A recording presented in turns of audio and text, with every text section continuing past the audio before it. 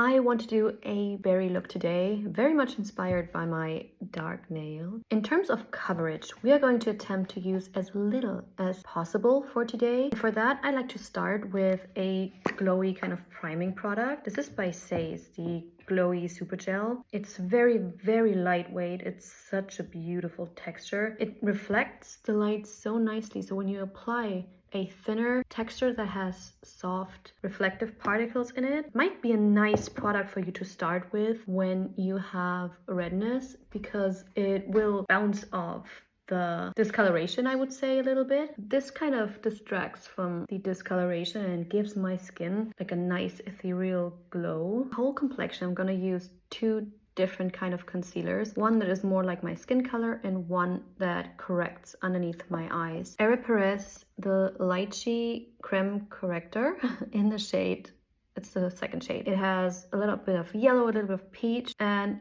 I believe this is one of the most slept on products out there because it is a phenomenal texture for underneath the eyes. So I'm only going to apply it where the discoloration sits, which is a little bit purple blue, so yellow makes sense. Very lightweight, so if you have very dry skin or mature skin and you have the problem of product settling into fine lines, that might be a nice option. I'm going to use the concealer by Westman Tilly. This one is a little bit more creamy yet densely pigmented. So I'm gonna wipe it on my hand. Going to be very specific in where I place it, which for me is on any kind of areas that are red and where I want the discoloration to be gone. I sometimes even go in with my finger, as you can see, and use that warmth to melt that product in, because I don't have a foundation underneath that kind of acts as a, I would say, as a medium to make that float in nicer. And I'm gonna use the residue in my brush to use on my nose for a very harmonious look. I like to incorporate warm and cool tones into my look. I like to warm up and shape up my face.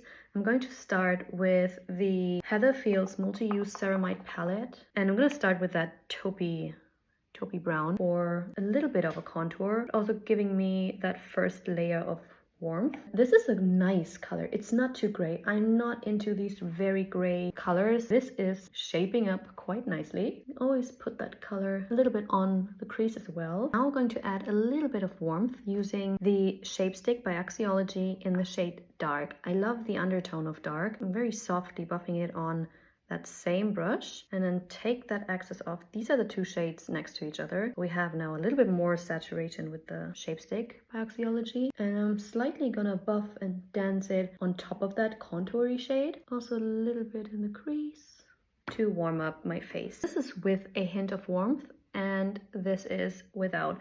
I think it just adds that little bit more dimension. Let's play with a very unexpected color on the cheeks. I really want to try the amethyst shade right here.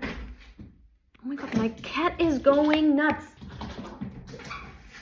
She wants to play, but I'm not ready yet. This is like a true amethyst shade. It has a little bit of pink and shimmer running through it. Oh my god, I'm so sorry. You have yellow in your skin and you want a very, like a bright blush, but not too intense, and something interesting. Something with a little bit of purple in it might be a nice idea for you. This one has a little bit of grayness to it, which makes it very interesting too, and it has a little bit of shimmer. I'm not sure how intense I want the eyes to be, so I'm gonna start with the lips because I know what I want on my lips. Lip liner by RMS in the shade Sunset Nude, and I'm just gonna line and define. Not only is today's theme a nice berry look, but it's also interesting textures and colors, right? So on that note, I'm going to use the Melting Lip Powder by Clay. This is such a unique texture. It's a powder that when it comes in contact with your skin, turns a little bit liquidy and then dries again matte.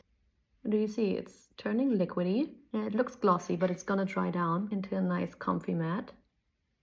Absolutely love this shade, and it's funny how weightless they feel, but they look so intense. I mean these textures. I have multiple shades of these. It is so lovely. Yes, you have to prep your lips first, but you have to prep them with, like, for any kind of matte lipstick. I love to use the Fit Glow lip serum. This is the texture of the lip. I just wanted you to see that it doesn't look crumbly or anything. My eyes, I'm going to use a wash of Rosewood. I'm so into the liquid eyeshadows by Gen Z again. I have not worn a lot of eye makeup in the summer and I'm so craving it now. I really want to get back into it. It is such a nice rosy color that looks different on anyone and it's just lovely. I'm gonna buff it on softly with a brush and then blend. I think that taupey gold, such a nice like old gold kind of color. Look at that. I'm gonna dab it into the center so that eye look has a little bit more dimension. This is the color up close. Always nice to start at the very lash line with that pop of color or the shine. Mascara or not to mascara?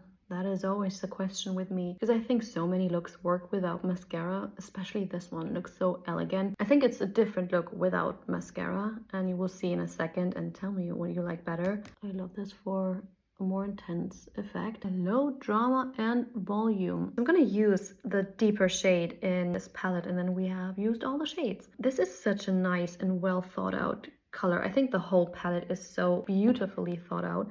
It's a bronze with hints of red and gold sparkle running through it, but it still delivers a cool toned vibe. I'm going in with a small pointy blending brush and add that color on top of my crease without and with a little bit more drama. Apply your crease shade after mascara because then you can place it a little bit above your natural crease and where your mascara ends or your lashes end to give the illusion of an even bigger eye. And now we're gonna do some finishing touches. I am going to apply a very warm toned powder bronzer. This one is Malibu Muse by Hermes. So I'm buffing it in like I would with a cream bronzer and a very soft buffing brush. So you can see, I think that kind of shade works so nicely with a berry.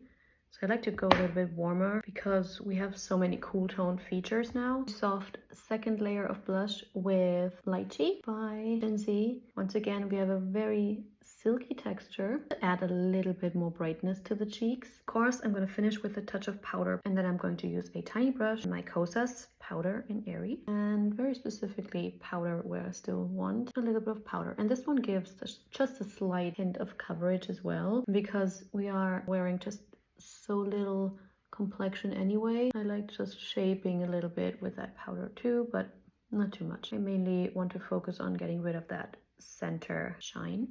And this is it. I hope you enjoyed today's tutorial. Nice berry tones, all inspired by my nail varnish, which of course is so much deeper, but it just sparked the initial idea. I really like it. Let me know if you would try something like that. And as always, thank you so much for watching and I will see you again very soon. Have a lovely day.